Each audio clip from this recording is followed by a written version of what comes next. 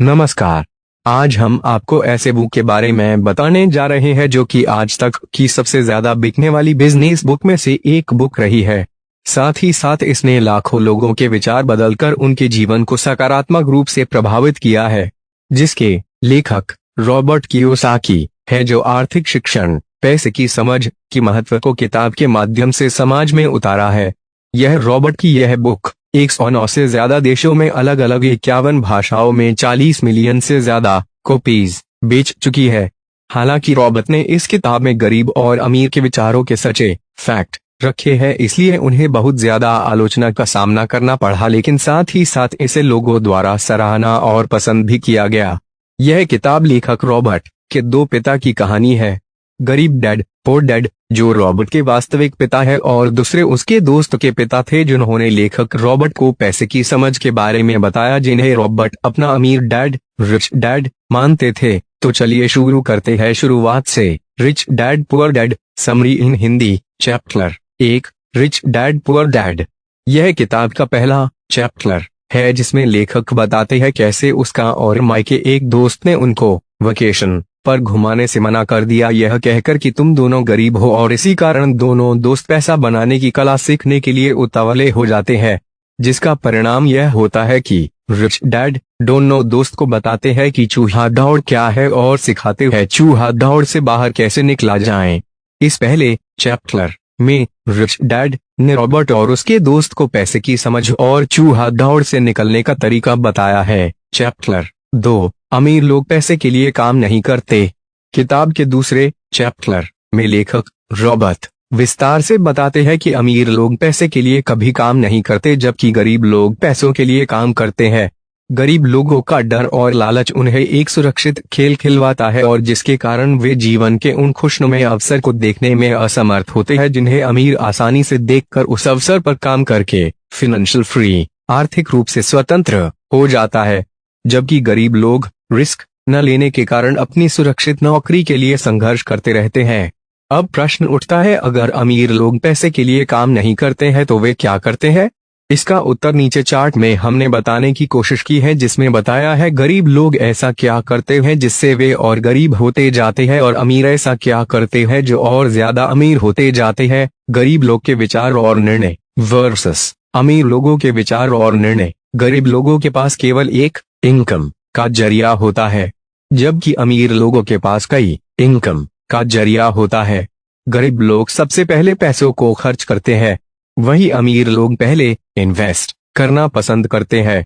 गरीब लोग डेट कर्ज का प्रयोग खर्च के लिए करते हैं, वही अमीर लोग डेट का प्रयोग इन्वेस्टिंग में करते हैं।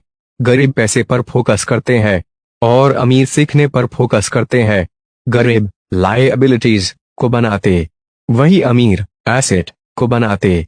गरीब पहले बिल, टैक्स जैसी चीजों पर खर्च करते, वही अमीर खुद पर सबसे पहले खर्च करते, यानी लर्निंग।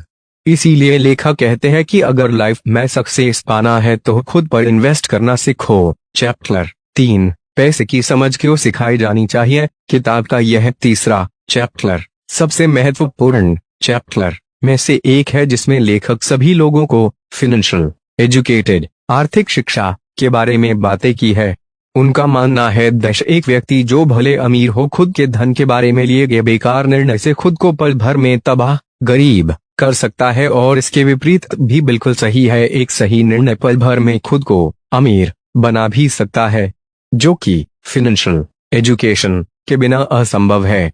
इस चैप्टर में लेखक एसेट और लायबिलिटीज में अंतर बताते हैं। अमीर एसेट पर काम करते हैं, जो खुद ब खुद पैसा बनाकर अमीर को और अमीर बनाता रहता है, जबकि गरीब लायबिलिटीज बनाता है, जो उसे और ज्यादा गरीब बनाता रहता है। यह चैप्टर पूरी किताब में समझना जरूरी है, जिसमें रॉबर्ट ने ग्राफ और उदाहरण के साथ एसेट और लायबिलिटीज के बीच अंतर बताते हैं। हालांकि हमने जान लिया कि पैसे की समझ क्यों सिखाई जानी चाहिए, अब यह जान लेते हैं कौन कौन अमीर बन सकते हैं।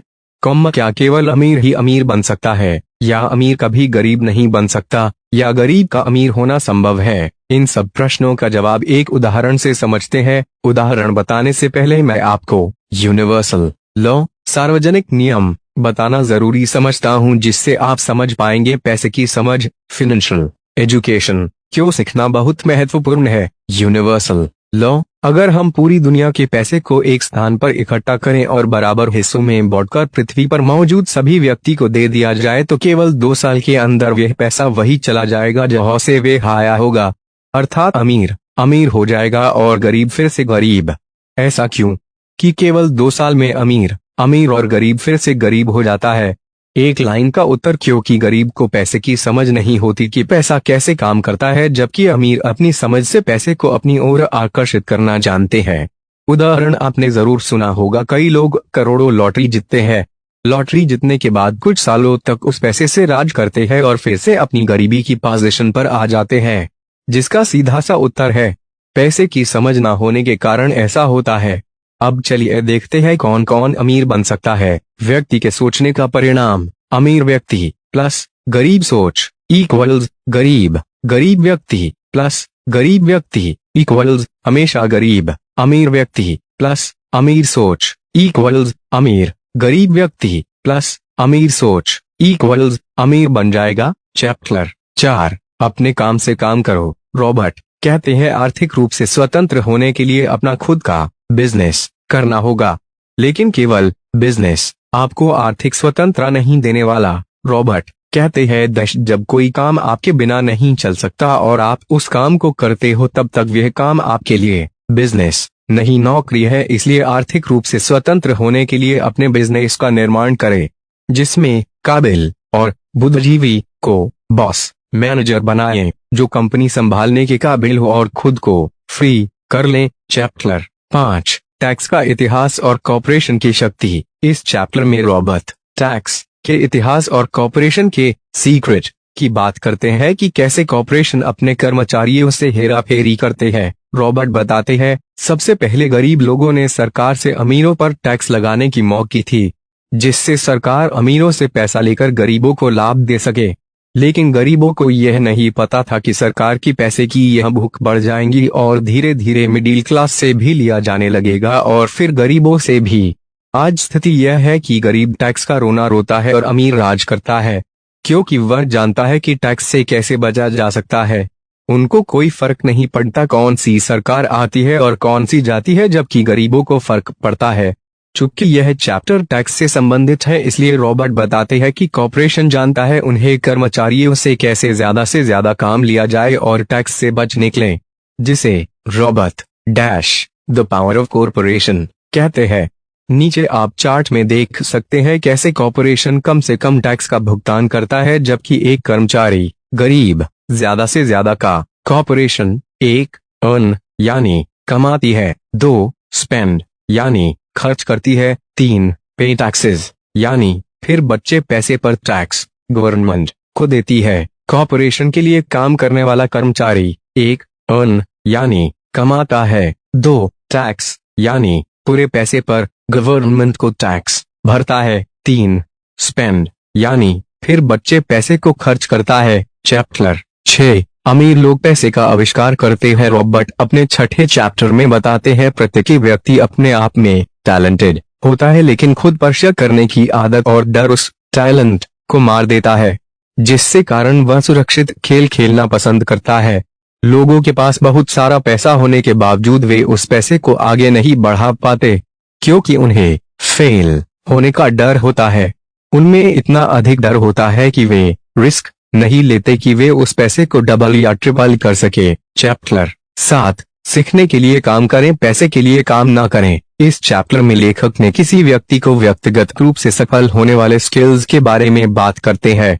एक व्यक्ति को आर्थिक स्वतंत्रता के लिए इन 3 स्किल्स पर महारत करने की जरूरत होती है। 1 कैश फ्लो की समझ, management of cash flow. 2 system का प्रबंध, मैनेजमेंट ऑफ सिस्टम। 3 लोगों का प्रबंधन, मैनेजमेंट ऑफ। लेखक एक शानदार उदाहरण देते हुए समझाते हैं कि अगर आप जानते हैं कि आपको प्रोटेक्शन किसी निश्चित स्किल की कमी के कारण सफलता की ऊंचाई तक नहीं पहुंचा पा रहा है, तो उस स्किल को सीख लेना चाहिए, क्योंकि कई बार एक प्रोफेशन में सफल बनने के लिए दूसरे प्रोफेशन की मदद लेनी पड़ती है।